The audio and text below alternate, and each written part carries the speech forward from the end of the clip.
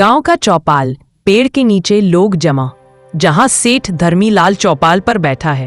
अपने पैसे के घमंड के साथ वो किसी के ऊपर भी दया नहीं दिखाता है, चाहे बुजुर्ग हो या गरीब। आइए कर्मों का फल कहानी का लुफ्त उठाते हैं। रामलाल किसान गुस्से में धर्मीलाल से बोलता है, सेठ जी, आप गेहूं का दाम इतना क्यों बढ़ा रहे हो? हमारे घर में बच्चे भूखे हैं, हम गरीब लोग हैं। अगर आप दाम इतना बढ़ा देंगे तो कोई गरीब खाना नहीं खा पाएगा। रामलाल, ये बाजार है, यहाँ दाम मैं तय करता हूँ। अगर अनाज चाहिए तो मेरी शर्तों पर काम करो, वरना घर बैठकर भूखे रहो। सेठ जी, भगवान से डरिए, गरीबों की हाय लगेगी। सब दिन बराबर नहीं रहता सेठ जी, कब किसका समय बदल जाए। आपके पास वैसे भी पैसे की कमी नहीं है। हाँ, भगवान को मैंने कहीं देखा नहीं। मेरे लिए पैसा ही भगवान है।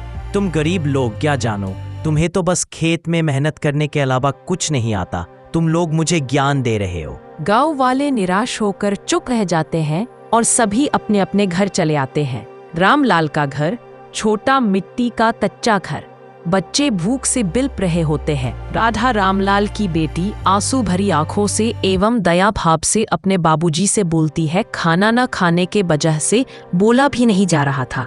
बाबूजी, हमारे पास खाना क्यों नहीं है? क्या खेती करना कोई गुनाह है? जब देखो तब सब लोग ताना मारते रहते हैं। क्या हम लोग ऐसे भूखे ही रहेंगे? बिटिया, सब अनाज सेठ के गोदाम में है। हम चाहकर भी कुछ नहीं कर सकते। वो सेठ का बालों को अनाज देना ही नहीं चाहता है। उसे अपने पैसों का घमंड हो गया है। उसे गरीबों का दर्द दिखाई नहीं देता। रामलाल बेचारा अपने तरफ से मेहनत कर रहा था कि अनाज मिल जाए, पर क्या करता। माँ बच्चों को दिलासा देते हुए बोलती है, बेटा धैर्य रखो, ऊपर वाला सब देख रहा है। जैसे ये सेठ गरीबों के साथ कर रहा है, ना देखना एक दिन ये भी ऐसे ही तड़पेगा, क्योंकि घमंड बहुत दिन तक नहीं रहता। रामलाल अपने गौब के मित्र के पास मिलने जाता है। गरीब होने के कारण रामलाल के पास कोई साधन भी नहीं था कि वो जल्दी पहुंच जाए, इसीलिए जल्दी जल्दी कदम बढ़ाकर चलता है। क्यों भाई रामलाल, आज सुबह सुबह यहाँ सब ठीक है ना? कोई समस्या तो नहीं है? बहुत घबराए हुए लग रहे हो भैया। अब क्या ही बताऊं हरिया, तुम तो जानते ही हो कि हमारे गौब का अनाज सेठ के गोदाम में है और वो अनाज देने से मना कर रहा है। इसीलिए तुम्हारे पास आए हैं। अगर कुछ अनाज मिल जाता तो बच्चों का पेट भर जाता। 2 दिन से कुछ नहीं खाया है। हमारे पास भी अनाज नहीं है तो तुमको कहाँ से दे भाई? इस बार बढ़िया फसल नहीं लगी थी खेत में, बताओ ऐसे में तुम्हें हम अनाज कैसे दे सकते हैं? रामलाल अपने दोस्त के घर से लौट रहा होता है, तभी रास्ते में देखा है कि कुत्ता एक बच्चे के पीछे पड़ा है। बच्चों को उठाकर अपने घर ले जाता है। जी, यह बच्चा कौन है? वैसे भी गरीबी इतनी है, इन 2 बच्चों का पेट नहीं भर पा रहा है तो एक और गरीब को पकड़ ले आए। आप कहाँ से पेट भरेंगे इसका? शांति, ये बच्चा मुझे रास्ते में मिला है। इसके पीछे एक पागल कुत्ता पड़ा था। अगर मैं इसे पकड़ के यहाँ ना लाता तो कुत्ता इसे काट लेता। बताओ मैं क्या गलत किया? देखो, शायद बच्चे की किस्मत से ही कुछ अच्छा हो जाए। जैसे हम रहेंगे वैसे ये बच्चा भी रहेगा।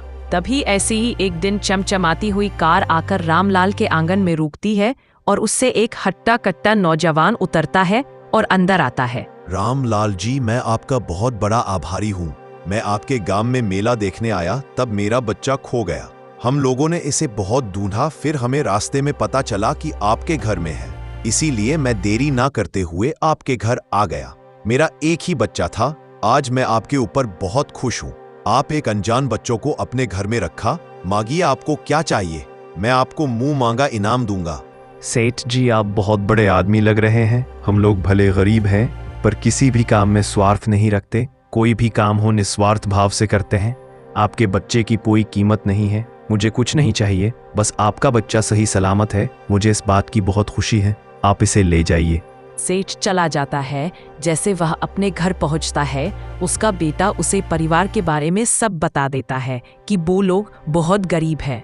आपा, मैं जिसके घर में रुका था वह लोग दिल के बहुत अच्छे हैं। मुझे रोड से उठाकर अपने घर ले गए, जबकि उनके घर में खाने के लिए अन्न का एक दाना तक नहीं था। अभी सेठ तुरंत उठ कर जाता है। रामलाल को और उसके परिवार को अपने गांव के पुराने वाले घर में ठहराने के लिए जगह दे देता है। वो एक हवेली से कम नहीं था। ढेर सारा सोना चांदी अन्न पर्याप्त मात्रा में दे देता है। अब रामलाल की हालत पहले से बेहतर हो गई थी, लेकिन इधर अब सेठ का बुरा टाइम आ गया था। रात का समय सेठ अपने गोदाम में बैठा सोना गिन रहा है। अचानक मौसम बदलता है और आंधी तूफान तेजी से आ जाता है। सेठ अंदर बैठकर सोने के सिक्कों को देखकर बहुत खुश हो रहा होता है। देखो मेरे पास कितना अनाज है, पूरा गांव भूखा रहे मुझे फर्क नहीं पड़ता। मेरे पास इतना धन है कि कोई मेरा कुछ नहीं बिगाड़ सकता। लेकिन सेठ भूल गया था कि ऊपर वाला सब देख रहा है।